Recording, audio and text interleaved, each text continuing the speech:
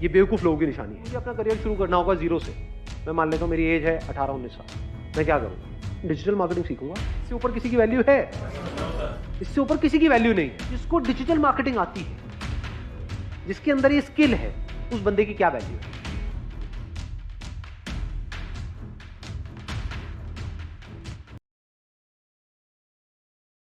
Sir जैसे कि हमारे इंडिया में एजुकेशन सिस्टम में देखा जाए तो उसमें सर आजकल हम देख रहे हैं कि बच्चों को समझ ही नहीं आ रहा है कि 12th के बाद कहाँ पे एडमिशन लेनी है या 10th के बाद कौन सी स्ट्रीम लेनी है। बच्चों को यही नहीं, अगर हम उसके लिए एक काउंसलिंग पैटर्न बनाए और एक प्लेटफॉर्म ऐसा बनाए जहाँ पे कि बच्चों को समझ भी आए कि उनको क्या लेना है और किस हिसाब से लेना है, उसमें अगर हमारे को कुछ ना कुछ इन्वेस्टमेंट मिलने लग जाए तो हम मतलब वहाँ पे बच्चों को एक डेवलप कर सकते हैं और हमारी सोसाइटी भी आगे जनरेट होगी जिससे हमारी इनकम भी जनरेट हो सकती है। अब इसमें जो बेसिक चैलेंज है वो मैं आपको बताता हूँ क्या आने वाला है। इंडिया में कंसल्टेंसी की इतनी वैल्यू नहीं है। लोग ना कंसल्टेंसी की कोई वैल्यू नहीं समझते। मतलब अगर आप पेरेंट्स को कहोगे ना कि हाँ करियर काउंसलिंग के लिए जा रहे हैं और वो बंदा 5,000 लेने वाला है, 10,000 लेने वाला है, नहीं तो सर हम कोई फ्री ऑफ देगा कॉस्ट नहीं करवाएंगे। हाँ, अब दूसरा चैलेंज आता है, अगर आप फ्री ऑफ कॉस्ट करवाओगे तो पैसा आपको कहाँ से आएगा? जहाँ आप एडमिशन कराओगे बच्चे का, वहां से आपको पैसा मिलेगा। हाँ जी। अब ये ऑलरेडी लोग इंडिया में कर रहे हैं। अब यहाँ पे गड़बड़ क्या होती है, जो ढंग का इंस्टीट्यूट है, जो एक्चुअल में ढंग का होगा वो तो आपको पैसा देगा नहीं। जो बिल्कुल ही थका हुआ है वो ज्यादा पैसा देगा, और जो बिल्कुल ही ऐसा है गया गुजरा, जहां कुत्ता भी नहीं आता है, वो आपको इतना पैसा देगा जिसकी कोई लिमिट नहीं है। तो काम तो कर लोगे शॉर्ट टर्म में, लेकिन लॉन्ग टर्म में यहाँ पे सक्सेसफुल होना नहीं होना, there is a big question mark. क्योंकि सर मैं अभी 11th में सर मैंने साइंस ली थी, फिर वो साइंस के बाद कॉमर्स में आया, तो मेरे को लगा कि मतलब एजुकेशन में ना आजकल हम डिसीजन नहीं ले पाते हैं। तो प्रॉब्लम छोटी नहीं है बहुत बड़ी, बट इसको कैसे बिजनेस में कन्वर्ट करना है, that's a big question.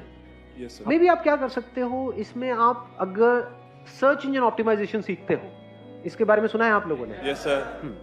Search engine optimization में अगर आप एक्सपर्ट बन जाते हो मान लो, और फिर अगर आप एक ऐसी वेबसाइट बनाते हो जहां पे पूरा डिटेल में सारा कुछ एक्सप्लेन करते हो और किसी तरह से वो सर्च इंजन में ऊपर आने लग जाती है, तो इस वेबसाइट पे ऐड करने का लोग आपको पैसा देंगे। अरे वैसे सर वेबसाइट तो बनाई है घर घर शिक्षा के नाम से। हाँ। और उस पे मैंने सर मतलब ट्रस्ट भी रजिस्ट्रेशन करवाई है ताकि मेरे को मतलब कंपनी के मतलब एक वेलफेयर के लिए भी काम करवाऊं, थोड़ा बिजनेस पॉइंट ऑफ व्यू से भी आगे बढ़ना। अब इसको ध्यान से समझना, आपने एक वेबसाइट तो बना ली, कितनी वेबसाइट्स हैं इस टाइम वर्ल्ड में? बहुत, मतलब क्या करोड़ों नहीं है, अरबों खरबों हैं, अनलिमिटेड वेबसाइट्स हैं। जब भी आप जाकर के कुछ सर्च करते हो गूगल पे, कौन से पेज तक जाते हो? 1000, 2000, 20,000? पहला पेज। समझ गए चैलेंज क्या है? चैलेंज वेबसाइट बनाना नहीं है, चैलेंज है पहले पेज पे आना ऑर्गेनिकली। क्योंकि वेबसाइट तो आप बना लोगे, उसकी मार्केटिंग कैसे करोगे? स्टूडेंट्स तक पहुंचोगे कैसे? अगर सर्च इंजन ऑप्टिमाइजेशन आप सीख जाओ अच्छे से और आपको यह समझ आ जाए कि कैसे एक वेबसाइट को या किसी भी वेबसाइट को पहले पेज पे लेकर के आया जाता है, सर फ्रीलांस कर सकते हैं इसके बाद आप क्या क्या कर सकते हो उसकी कोई लिमिट ही नहीं है। इसी को आगे बढ़ाते हैं। Please have a seat, let's give a big hand for him.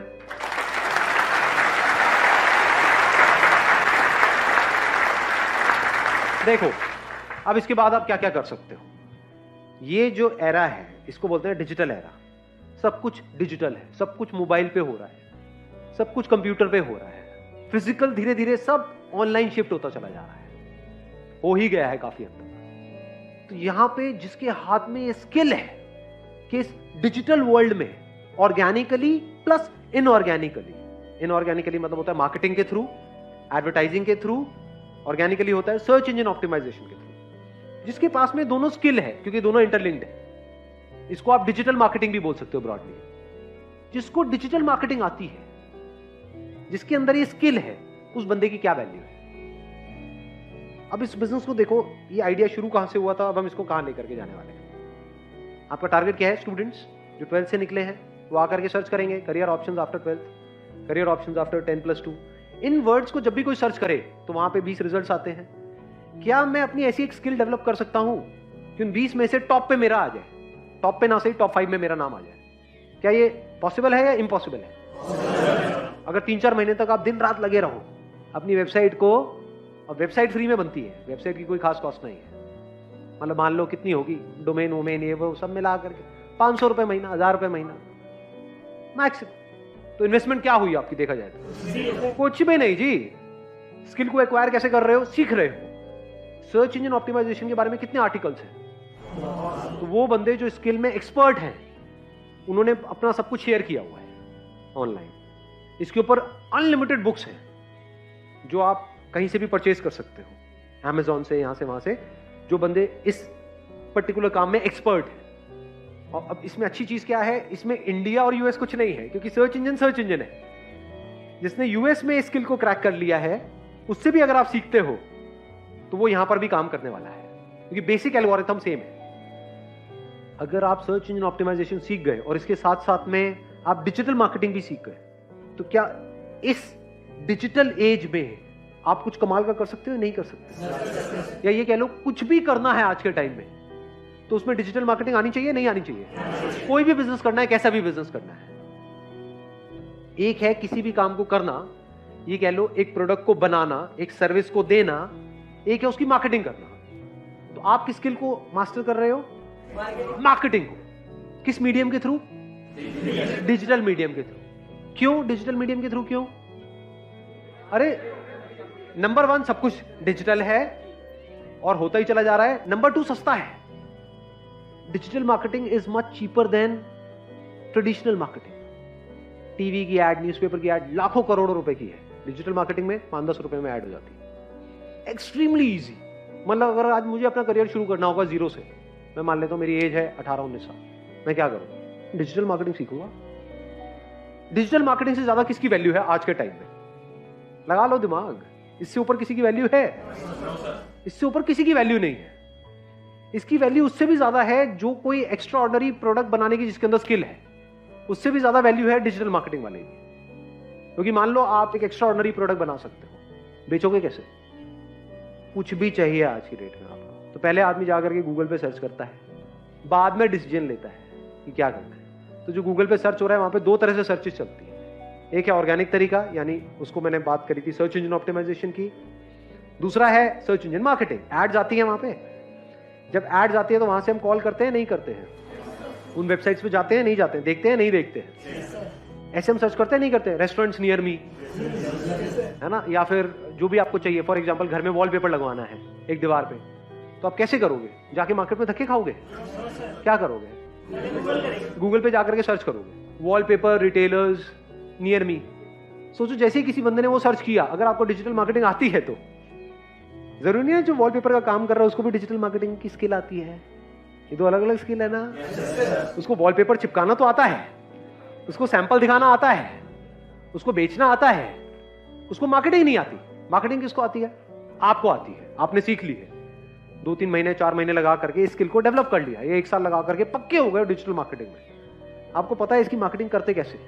और जैसे किसी ने सर्च किया वॉलपेपर रिटेलर्स इन जो भी आपका एरिया है, मान लो नोएडा में रहते हो, आ गया इन नोएडा, और आपकी एड वहां पे टॉप पे आ जाती है, leading wallpaper retailer in Noida, call us for a free home demo. आपने क्या किया? इन वॉलपेपर वालों से और इन फ्लोरिंग वालों से टाइप कर लिया। तो जैसे ही कोई सर्च कर रहा है wooden flooring retailer in Noida, मान लो एड आ रही है। एड किसकी है? वो आपकी है। उसमें किसकी कंपनी का नाम है? आपकी। आपके पास में कॉल आई, आपको डेमो के लिए बुलाया। जिस वक्त आप डेमो के लिए गए, डेमो मतलब क्या? वॉलपेपर लगवाने हैं, ये सैंपल्स हैं, बुक्स होती है वॉलपेपर्स की, पता है ना, देखा होगा आप लोगों ने। या फ्लोरिंग है तो उसके कुछ सैंपल्स होते हैं, तो वो आप अपने साथ में ले गए उस बंदे को। उसका क्या जा रहा है? क्या वॉलपेपर हाई मार्जिन गेम है, लो मार्जिन गेम है?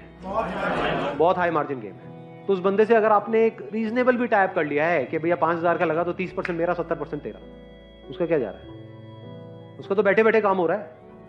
और वो अकेला नहीं है, उसके जैसे 20 लोग हैं जो दुकानें खोल के बैठे हैं। किसी भी मार्केट में चले जाओ, वहां पे ऐसे कितने लोग नजर आएंगे ये दुकान खोल के बैठे हुए हैं और वेट कर रहे हैं कि कस्टमर हमारे पास में आए। तो अगर उनको आप काम देने लग जाओ रेगुलर, तो उसमें भी चूज करो उन 20 में से कौन सा बंदा आपको ढंग का लग रहा है, जिससे बात करके आपको भी अच्छा लग रहा है। उसको सीधा बोलो ना कि मैं ये काम करता हूं, मेरे पास में बहुत लोग आते हैं। विजिटिंग कार्ड ही तो चाहिए, जा करके आपने मार्केट में बात करी इन लोगों से। और कितनी देर लगेगी आपके पास लोग आने में अगर आपको डिजिटल मार्केटिंग आती है तो? नोएडा में कितने लोग डेली सर्च करने वाले हैं वॉलपेपर के लिए, फ्लोरिंग के लिए, ऐसे अलग अलग चीजों के लिए? कितने लोग सर्च करते होंगे? कुछ आइडिया है? हजारों लोग सर्च कर रहे हैं। उन हजारों लोगों को आपकी ऐड दिख रही है जहां पर आप जा रहे हो डेमो देने के लिए। ऐड कितने में होती है? महीने का 2-3 हजार, 5 हजार। अगर आपने अपना 5 हजार का भी एडवर्टाइजिंग का बजट बना लिया तो कितने क्लाइंट्स आप एक्वायर कर सकते हो अगर आपको डिजिटल मार्केटिंग आती है तो। अब यहां पे एक चैलेंज पता है क्या है बहुत बड़ा इंडिया में, जो मैंने ऑब्जर्व किया है, लोग एडवर्टाइजिंग को एज एन एक्सपेंस देखते हैं। ये बेवकूफ लोगों की निशानी है। Advertising is not an expense, it is an investment. मतलब उनको दुकान बनानी है, आप जाकर के ऑब्जर्व कर लेना ऐसे लोगों को कि किसी मार्केट में दुकान खोली है, लाखों रुपए इंटीरियर में लगा दिया, बढ़िया से बढ़िया ये है वो है सब कुछ है, और पूछो आपका एडवर्टाइजिंग बजट क्या है, मार्केटिंग बजट क्या है, कुछ भी नहीं। वो क्या होता है, उनको बोलो मैं आपकी मार्केटिंग करूंगा 10,000 रुपए महीने का लूंगा, वो कहेंगे भाई मैं नहीं दूंगा। समझ गए? इस बंदे ने लाखों रुपए लगा रखे हैं अपनी दुकान को बनाने में, उसकी टेबल चेयर है 50,000 रुपए की, और उसको बोलो 10,000 रुपए महीने का दे दे, नहीं देगा। तो ये प्रॉब्लम नहीं है, अपॉर्चुनिटी है। ये 5,000 रुपए आप अपनी जेब से लगाओ ना, उससे मत लो, वो देगा ही नहीं। सोच ही नहीं है यहां पे लोगों की। बट उसको बोलो कि भैया तेरा मैं माल बेचूंगा, मेरे को अपना डिस्ट्रीब्यूटर बना दे। एक रिटेलर को उसकी ईगो सोचो कितनी बूस्ट हो जाएगी कि मुझे डिस्ट्रीब्यूटर मिल गया। नहीं, खुश नहीं हो जाएगा? आप एक रिटेलर हो, आपके पास कोई आए बोले कि मैं आपके लिए काम लेकर के आऊंगा, मुझे इतना पैसा चाहिए, तो मना करोगे क्या? वो ले आ बेटा, तू काम जितना लाना है, काम लाएगा तो पैसा मिलेगा, उसके लिए वो तैयार है।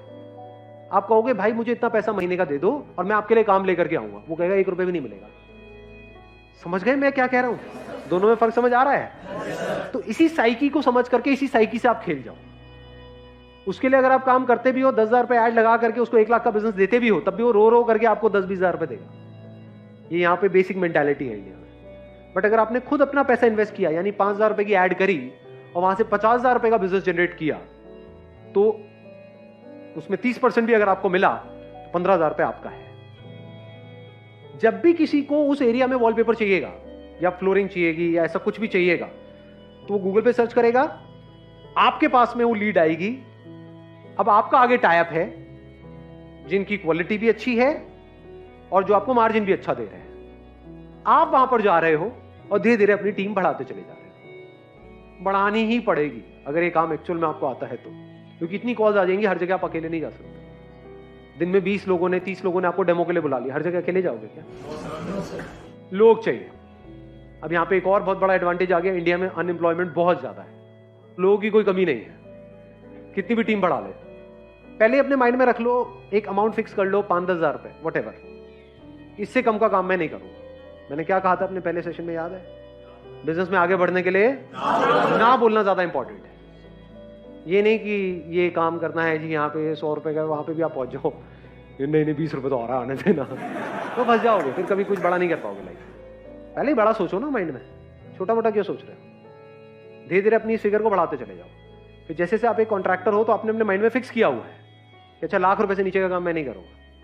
1,00,000 रुपए में ये जो काम होते हैं, मिनिमम बता रहा हूं 30% का मार्जिन होता है। तो अगर महीने के आप 3 घर में भी काम कर रहे हो, शुरू में वो एकदम से आपको 1,00,000 का काम नहीं देंगे, पहले छोटा मोटा काम कराएंगे 5-10 हजार रुपए का। जब ट्रस्ट हो जाएगा तो बड़ा काम भी आएगा तो सीधा आपको फोन करेंगे, अगर आपने उनको सेटिस्फाई किया है तो। लाख रुपए का काम भी करते हो और आगे वर्ड ऑफ माउथ स्प्रेड होता है, वो आगे रिकमेंड भी करते हैं, अगर खुद सेटिस्फाई होते हैं तो। खुद के घर में कुछ भी होगा सीधा आपको फोन करेंगे। और आप भी ऐसे करते हो या नहीं करते हो? घर में क्या आपके कुछ लोग फिक्स नहीं हो गए? कोई भी काम कराना होता है सीधा उनको फोन जाता है। अब आपको ये पता है वो कितना कमा रहे हैं कितना नहीं? ये नहीं पता है। यही तो गेम है। और डिजिटल मार्केटिंग में मैंने सिर्फ एक चीज की बात करी है, बहुत कुछ कर सकते हो। मैंने एक पहले सेशन में एग्जांपल दिया था पेस्टिसाइड ट्रीटमेंट का। उसमें भी तो आप अगर खुद नहीं करना चाहते, आप कहते हो नहीं भाई मैं मशीन लेकर के कहां घूमूंगा, ये वो व्हाटएवर, तो आप आगे टाइप नहीं कर सकते, क्योंकि पेस्टिसाइड ट्रीटमेंट करने वाले तो हजारों लोग बैठे हैं, बट उनको अपनी मार्केटिंग करनी नहीं आती है। उसमें भी किसी ऐसे को पकड़ो जिसने अभी नया नया काम शुरू किया है, शुरू तो कर लिया है, पैसा तो लगा दिया है, क्लाइंट्स नहीं है। एक तरह का आप कनेक्टिंग लिंक बन गए हो कस्टमर्स के बीच में और जो काम करने वाले लोग हैं उनके बीच में।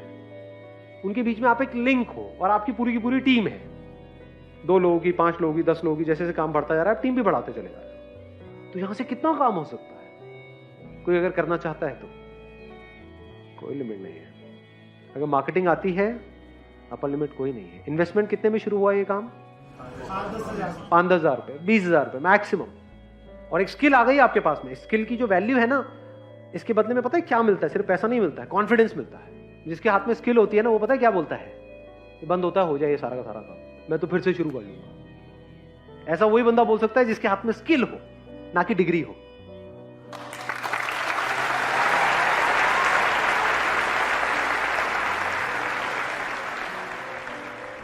आपको पता है कि ये जो स्किल मैंने एक्वायर करी ना, 6 महीने दिन रात लगा करके इस लेवल पे पहुंचा हूं कि मैंने इसको क्रैक कर लिया है कि कैसी एड से कैसे रिस्पॉन्स आता है। मतलब कम से कम पैसा मार्केटिंग में लगा के कैसे ज्यादा से ज्यादा रिस्पॉन्स आना चाहिए, ये इसको मार्केटिंग बोलते हैं। अगर ये आपने क्रैक कर लिया है और उस बंदे को नहीं आता है तो आप जीत गए हो। आपको ये पता है 5,000 लगा के 50,000 कैसे कमाते हैं तो आप जीत गए हो। उसका तो 5,000 लगाने के नाम से उसकी हवा टाइट हो जाएगी। रेंट पे जगह ले रखी है, वहां पे 20-20 हजार रुपए रेंट दे रहा है महीने का, उसको बोलो 5,000 ऐड में लगाओ, नहीं। समझ गए ना? यहीं पे आप जीतोगे। आप बोलो 5,000 मैं लगाता हूं, तू मत लगा भाई, तेरे को 1 रुपए भी नहीं लगाना है, तेरा काम मैं बढ़ा रहा हूं। उसको और क्या चाहिए? हर कोई हाँ बोलेगा आपको, ना बोलने वाला कोई है ही नहीं। और कोई बड़ी वेबसाइट नहीं बनानी है, कोई बड़ा ये नहीं वो नहीं, कुछ नहीं जी। एक सिंपल सी वेबसाइट बनानी है, स्टैटिक, नॉट इवन डायनामिक, जो 1 घंटे में तैयार हो जाती है। ये है जो बिजनेस मॉडल आज जो हमने डिस्कस किया है। क्लियर है जी? चलो जी, wish you all the very best. Thank you so much for coming.